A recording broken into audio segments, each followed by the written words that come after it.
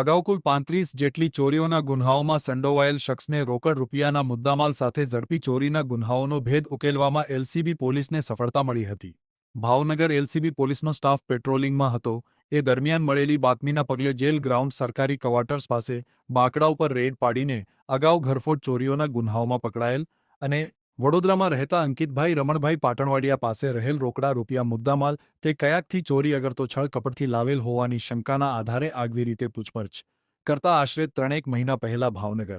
Bortalav police station સામે આવેલ બિલ્ડિંગમાં તેલની દુકાન પાછળ આવેલ પાણીના પાઇપથી ઉપર ચડીને કાચની બારી તોડી તેલની દુકાનમાં જઈ ગલ્લામાંથી રોકડ રૂપિયા 4,62,000ની ચોરી કરેલ. તે ચોરીમાંથી બાકી રહેલ રકમ હોવાનું અને આ સિવાય આ ચોરીમાંથી મળેલ રોકડમાંથી રૂપિયા 48,000 તેના માતા બેંક ઓફ બરોડાના એકાઉન્ટમાં જમા પડેલ હોવાનું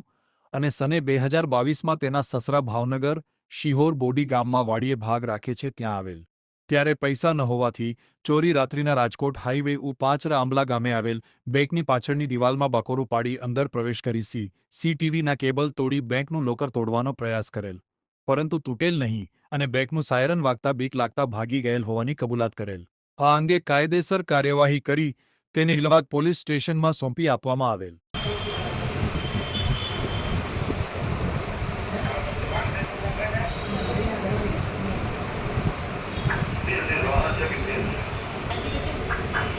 Hello.